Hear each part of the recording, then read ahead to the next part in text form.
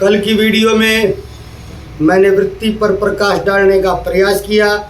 मुख्य वृत्तियाँ कौन सी है? ब्रह्माकार वृत्ति, निद्रा वृत्ति, आलस्य की वृत्ति। आज अगली वृत्तियों पर और इस विषय को पूर्ण करने का प्रयास, अगली सभी वृत्तियों पर विश्लेषण करने का प्रयास। चलते हैं विषय की ओर। जय भोलेनाथ, जय जगन्नाथ, जय जय माता भगवती। अगली वृत्ति है स्मृति। महर्षि पतंजलि कहते हैं स्मृति वह वृत्ति है जिसमें मन में पूर्व में अनुभव किए गए विषयों को बिना खोए संरक्षित रखा जाता है और आवश्यकता पड़ने पर पुनः उपस्थित किया जाता है। सरल शब्दों में कहे, स्मृति वह मानसिक शक्ति है जिसके द्वारा पुराना अनुभव या ज्ञान चित्त में सुरक्षित रहता और पुनः जागृत हो सकता है। चित्त को संस्कारों का भंडार कहा गया है। जब भी कोई वृत्ति बनती है वह संस्कार छोड़ती है, यही संस्कार बाद में स्मृति के रूप में प्रकट हो जाता है। इस प्रकार स्मृति यानी कि संस्कारों का पुनः उदय। स्मृति के भी कई प्रकार होते हैं। साधारण स्मृति सामान्य अनुभव का याद होना, जो रूटीन की बातें हैं, घर का सामान कहाँ रखा है, चाबी या अन्य चीज़ें कहाँ रखी है, ये सामान्य साधारण स्मृति है। किसी का नाम याद रखना। विशेष स्मृति गहराई से अनुभव की गई बातों का स्मरण, जैसे कोई विशेष बचपन की घटना या कोई किसी आयोजन की घटना। तीसरी स्मृति होती है योगज स्मृति, साधना से जागृत हुई स्मृतियां। पूर्व जन्म के संस्कारों का स्मरण जो साधना के कारण जागृत हो जाती है, उस स्मृति को योगज स्मृति कहा जाता है। योग दर्शन में स्मृति का बहुत महत्व महर्षि पतंजलि ने बताया है। स्मृति साधक के लिए उपयोगी भी है और बाधक भी। उपयोगी स्मृति क्या है? शास्त्र ज्ञान, गुरु वचन और साधना के अनुभव को सुरक्षित रखना। और बाधक स्मृति क्या है? आसक्ति, दुख और नकारात्मक घटनाओं की याद में उलझना। योगाभ्यास में उद्देश्य है नकारात्मक स्मृतियों का निरोध और शुद्ध स्मृतियों का पोषण। वेद कहता है स्मृति भी माया का ही खेल है। जब तक स्मृति में मैं और मेरा जुड़ा है, जीव बंधन में है। परंतु जब स्मृति केवल आत्मज्ञान की ओर ले जाती है, वह मुक्ति का साधन बन जाती है। श्रीमद् भगवद गीता में श्री भगवान कहते हैं, अध्याय 15 श्लोक नंबर 5, स्मृति ज्ञान और उसका अपोहन यानी कि उसका भूलना सब मुझसे ही होता है। यह श्लोक स्मृति की देवीय शक्ति को प्रमाणित करता है। शिक्षा और अनुभव पर आधारित स्मृति जीवन के निर्णयों में मार्गदर्शक होती है। दुखद स्मृतियाँ मन को बांध कर रखती हैं और चिंता व तनाव का कारण भी बनती हैं। सकारात्मक स्मृति जैसे गुरु वचन, भक्तिपूर्ण अनुभव साधना में सहायक होते हैं। जब ध्यान सत्संग स्मृति को शुद्ध करते हैं, नकारात्मक स्मृतियों का प्रभाव धीरे धीरे मिटता जाता है। स्मरण ही भक्ति मार्ग में एक साधना है। भगवान का नाम और स्वरूप बार बार स्मरण करना एक साधना है। स्मृति वृत्ति अनुभव और संस्कारों का पुनः जागरण है। यह चित्त में संचित संस्कारों से उत्पन्न होता है। योग दर्शन स्मृति को नियंत्रित और शुद्ध करने पर बल देता है। गीता और वेद कहता है कि स्मृति भी दिव्य शक्ति है। जब यह ईश्वराभिमुख हो जाती है तो मुक्ति का साधन बन जाती है। अब हम सभी वृत्तियों पर मैंने प्रकाश डाला। अब हम विश्लेषण करेंगे, चिंतन करेंगे वृत्ति और संस्कार का परस्पर क्या संबंध है। दर्शन में वृत्ति और संस्कार दोनों ही चित्त की गहराई से जुड़े हुए तत्व हैं। वृत्ति मन की सक्रिय अवस्था है, विचार तरंग है। संस्कार वृत्ति के प्रभाव से चित्त पर अंकित हुई छाप है। सरल भाषा में वृत्ति वर्तमान अनुभव और संस्कार उस अनुभव का स्थायी प्रभाव। महर्षि पतंजलि कहते हैं हर विचार, भावना या क्रिया एक वृत्ति ही है। जब यह वृत्ति बार बार दोहराई जाती है तो वह चित्त में गहरी छाप छोड़ती है, यही संस्कार है। उदाहरण, बार बार क्रोध करने से क्रोध का संस्कार बहुत पक्का हो जाता है, फिर छूटता नहीं है।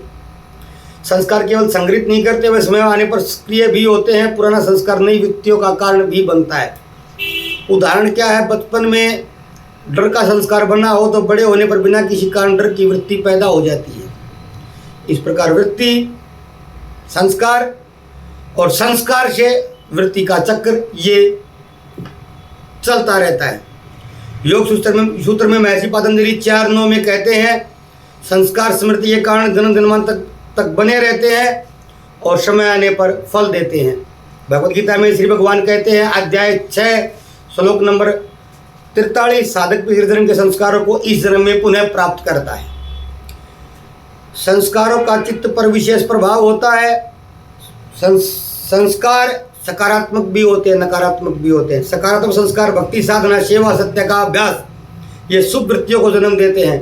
नकारात्मक संस्कार आसक्ति, क्रोध, लोभ, भय, काम, ये अशांत वृत्तियों को जन्म देते हैं। संस्कार ही व्यक्ति के स्वभाव, रुचि और प्रवृत्ति का मूल कारण है। वृत्ति ही संस्कार चक्र और कर्म बंधन का मूल कारण है। वृत्ति, संस्कार, वृत्ति, यही चक्र कर्म बंधन का कारण बनता है। जब तक यह चक्र चलता रहता है, जीव पुनर्जन्म के बंधन में बना रहता है। पुनर्विजन्मम पुनर्विमरणम पुनर्विजननी जठरे शयनम, यह संसार है खलु दुस्तारे। आदि गुरु शंकराचार्य ने कहा, जब तक यह चक्कर चलता रहता है, जीव पुनर्जन्म के बंधन में बना रहता है। योग का, दर्शन का प्रमुख लक्ष्य है इस चक्र को तोड़ देना। इसलिए महर्षि पतंजलि ने कहा, योग चित्त वृत्ति निरोध है। जब वृत्तियों का निरोध होता है तो नए संस्कार बनना बंद हो जाते हैं, तो धीरे धीरे पुराने संस्कार भी क्षीण हो जाते हैं। यही संस्कार क्षय कहलाता है, जो अंततः केवल्य की ओर ले जाता है। केवल्य यानी मुक्ति। व्यवहारिक रूप से देखिए, यदि कोई व्यक्ति रोज ध्यान करता है तो शांति का संस्कार मजबूत होता है। वही शांति आगे की वृत्तियों को भी शांतिपूर्ण बना देती है। इसके विपरीत नकारात्मक आदत जैसे नशा नकारात्मक संस्कार पैदा करती है। इससे बार बार वही वृत्ति जागृत होती रहती है। वृत्ति और संस्कार दोनों ही परस्पर आश्रित हैं। वृत्ति संस्कार को जन्म देती है और संस्कार से नई वृत्तियां उत्पन्न होती हैं। यह चक्र ही जीवन के सुख दुख और बंधन का मूल कारण है। साधना और ध्यान और आत्मचिंतन द्वारा वृत्ति निरोध और संस्कार क्षय से मुक्ति संभव है। सकारात्मक और नकारात्मक वृत्तियों का मैंने वर्णन किया। मानव मन निरंतर वृत्तियों से गतिशील रहता है। यह वृत्तियां कभी शुभ होती, कभी अशुभ होती हैं। सकारात्मक वृत्तियां साधक को शांति, स्थिरता और आत्मज्ञान की ओर ले जाती है। नकारात्मक वृत्तियां साधक को ब्रह्म, शांति और बंधन की ओर खींचती हैं।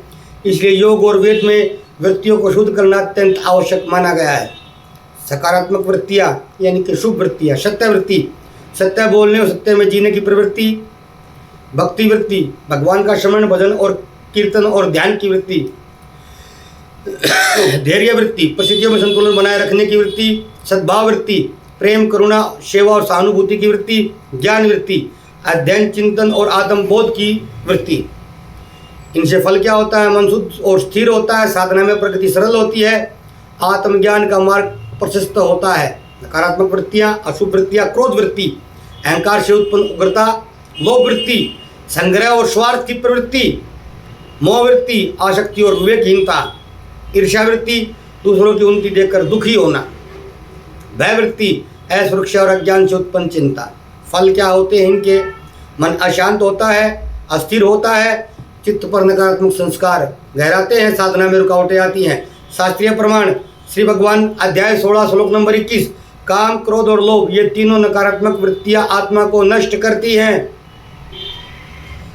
योग सूत्र महर्षि पतंजलि 1:33, मैत्री, करुणा, मुदिता और उपेक्षा जैसी शुभ वृत्तियां चित्त को प्रसन्न करती हैं। साधना में क्या महत्व होता है? साधक को पहले नकारात्मक वृत्तियों का निरोध करना होता है, उसके बाद सकारात्मक वृत्तियों का पोषण करना होता है। धीरे धीरे सकारात्मक वृत्तियां भी समाधि की अवस्था में शांत होकर आत्मज्ञान में विलीन हो जाती है। यदि कोई व्यक्ति रोज ध्यान और जप करता है, ईश्वर का चिंतन करता है, तो शांति, भक्ति, करुणा जैसी वृत्तियां जागृत होती है। यदि कोई नकारात्मक संगति और आदतों में रहता है तो क्रोध, लोभ और भय की वृत्तियां बढ़ती हैं। साधना का उद्देश्य केवल वृत्तियों को दबाना ही नहीं, बल्कि उन्हें शुद्ध और उच्च बनाकर अंततः निरोध करना है। वृत्तियां मन की दिशा तय करती हैं। सकारात्मक वृत्तियां शांति, प्रगति और आत्मज्ञान का मार्ग प्रशस्त करती हैं। नकारात्मक वृत्तियां अशांति, बंधन और पतन का मार्ग प्रशस्त करती हैं। साधना का मार्ग वृत्तियों को नकारात्मक से सकारात्मक और फिर सकारात्मक से निरोध की ओर ले जाता है। अब मूल विषय वृत्ति निरोध की प्रक्रिया, ध्यान, समाधि, साधना। महर्षि पतंजलि ने कहा, मैंने ये सूत्र कम से कम ये श्लोक सैकड़ों बार आज तक दोहराया होगा। योग चित्त वृत्ति निरोध है। योग वह है जिसमें चित्त की वृत्तियों का निरोध होता है। वृत्ति निरोध का अर्थ है मन की चंचलता को रोककर उसे आत्मा या परमात्मा में स्थिर करना। यह योग साधना का मुख्य उद्देश्य है।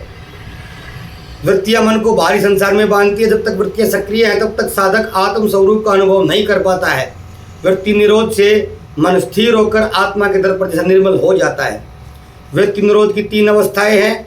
धारणा, मन को एक विषय पर टिकाना, उदाहरण श्वास पर ध्यान, मंत्र जब अपने इष्ट का रूप ध्यान, चित्र का चिंतन, ज्योति का चिंतन।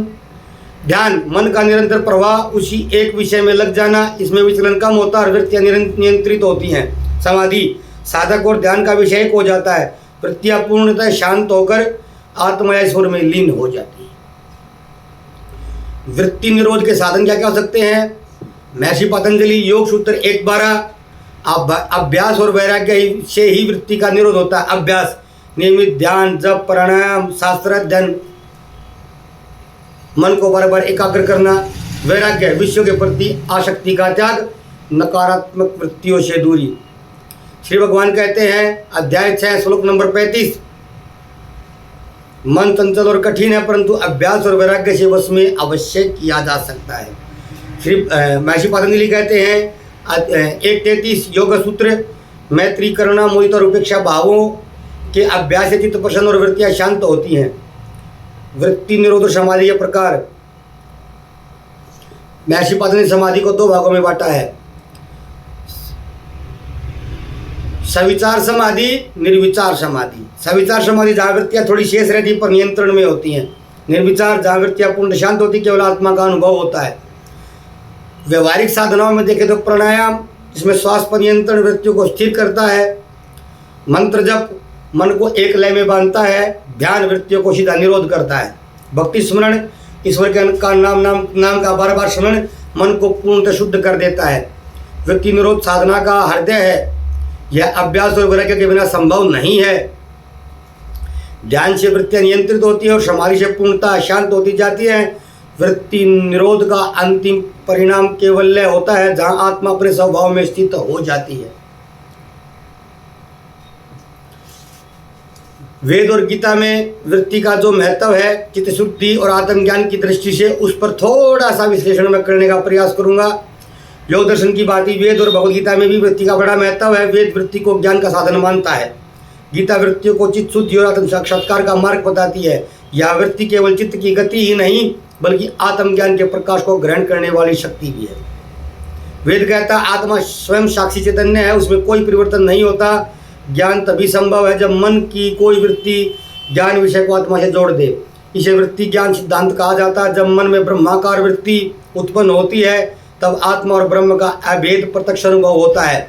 यही आत्म साक्षात्कार है। भगवद गीता कई स्थानों पर वृत्तियों को शुद्ध करने की शिक्षा देती है। चित्त शुद्धि के लिए कर्म योग, योगस्थ कुरु कर्माणि संगम त्यक्त्वा धनंजय।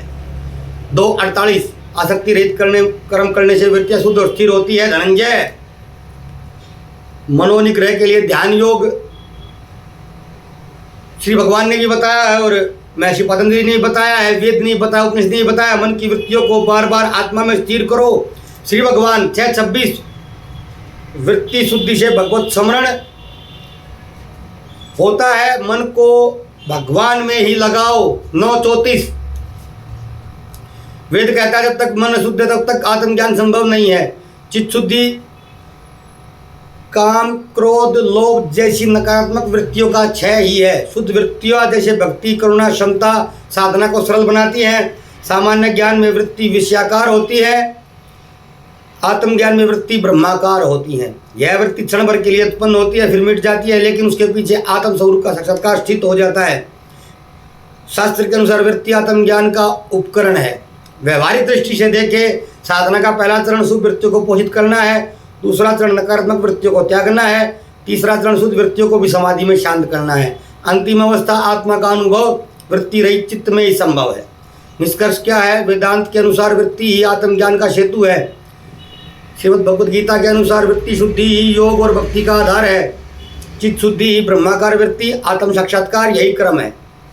साधक को वृत्तियों को शुद्ध करके अंततः निरोध की अवस्था में पहुंचना होता है, जहाँ केवल आत्मा का प्रकाश शेष रहता है। व्यवहारिक जीवन में वृत्तियों का नियंत्रण, उनका उपयोग का क्या महत्व है। योग और शास्त्र को केवल दार्शनिक के साधना का विषय नहीं मानना चाहिए, बल्कि व्यवहारिक जीवन में उसका गहरा संबंध होता है। मन की वृत्तियाँ ही हमारी आदतें, स्वभाव और निर्णयों को प्रभावित करती है। यदि वृत्तियाँ नियंत्रण न हो तो जीवन अशांत हो जाता है। यदि वृत्तियों का सही उपयोग किया जाए तो जीवन सफल और संतुलित होता है। वृत्तियों का जीवन पर बहुत गहरा प्रभाव पड़ता है। विचारों की वृत्ति जैसे सोचना, तर्क करना, निर्णय और कर्म निर्धारित करते हैं।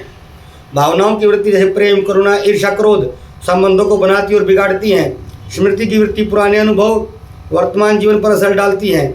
इस प्रकार जीवन की दिशा वृत्तियों पर ही निर्भर है।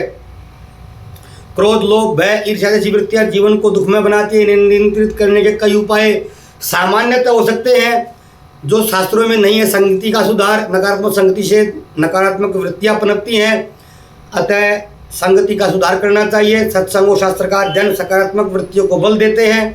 प्राणायाम और ध्यान मन को स्थिर, संयमित बनाते हैं। प्रेम, भक्ति, सेवा, सत्य, धैर्य जैसी वृत्तियां जीवन को शांति और सफलता देती हैं। इन्हें बढ़ाने के कुछ उपाय हैं। सेवा, दूसरों की मदद करने से करुणा वृत्ति पुष्ट होती है। भक्ति श्रवण, ईश्वर का नाम और स्वरूप श्रवण करने से भक्ति वृत्ति स्थायी होती है। ध्यानाभ्यास एकाग्रता और धैर्य को विकास करता है। योग सूत्र में कहा गया है, मैत्री, करुणा, मुदिता और उपेक्षा जैसी वृत्तियां से चित्त प्रसन्न और स्थिर होता है। श्री भगवान कह रहे हैं, अध्याय 6 श्लोक नंबर 5, अपनी वृत्तियों के द्वारा स्वयं को उठाना चाहिए, नीचे नहीं गिराना चाहिए। वृत्तियों का व्यवहारिक उपयोग क्या क्या होता है। शिक्षा में स्मृति और ध्यान वृत्तियों का प्रयोग शिक्षा अध्ययन में भी होता है, जिसके कारण जातक विद्वान होता है। व्यापार और कर्म में भी होता है। विवेक, धैर्य और संकल्प वृत्तियों का निर्माण का प्रयोग निर्णय लेने में होता है। परिवार और समाज में प्रेम, करुणा और समता वृत्तियों का प्रयोग संबंधों में होता है। साधना में भक्ति और ज्ञान वृत्तियों का प्रयोग आत्मोन्नति में होता है। आज की व्यस्तता और तनाव का मुख्य कारण है बिखरी हुई वृत्तियां। यदि मन को साधना, ध्यान और आत्मचिंतन द्वारा नियंत्रित किया जाए तो जीवन संतुलित और सुखद बन सकता है। वृत्तियां ही मनुष्य के जीवन की दिशा तय करती हैं। नकारात्मक वृत्तियां शांति लाती हैं, सकारात्मक वृत्तियां प्रगति लाती हैं। साधना का लक्ष्य नकारात्मक वृत्तियों को नियंत्रित करना, सकारात्मक वृत्तियों को पोषित करना और अंततः सभी वृत्तियों का निरोध करके आत्म स्वरूप में स्थित हो जाना। व्यवहारिक जीवन में वृत्तियों का सही उपयोग ही सफलता, शांति और मुक्ति का मार्ग है। ये मैंने वृत्तियों पर विस्तृत विश्लेषण किया। क्या होती है, कैसे होती, कैसे कार्य करती है, कैसे पता जा सकता है, क्या क्या उपाय हो सकते हैं। उपाय वही है, भज गोविंदम मूढ़ मते, बार बार लिखता रहा हूँ, बताता रहा हूँ। ईश्वर की भक्ति, ध्यान के भक्ति के अलावा अन्य भी कई साधन है, लेकिन मेरे को तो सबसे सुलभ लगता है वो ईश्वर भक्ति। शेष फिर मिलेंगे किसी अन्य विषय के साथ। विषय जैसे किसी मित्र ने वृत्ति पर बोलने को कहा तो विषय मिला, आप भी बताया कीजिए। कोई व्यवहारिक विषय हो तो मैं अवश्य प्रयास करूंगा कि उसके बारे में आपको बता पाऊँ, उसके बारे में कुछ अपना मत प्रकट कर पाऊँ। से सब श्री भगवान के हाथ में है। सर्वधर्मान् परित्यज्य मामेकं शरणं व्रज, अहं त्वां सर्वपापेभ्यो मोक्षयिष्यामि मा शुचः। जय जगन्नाथ, जय भोलेनाथ।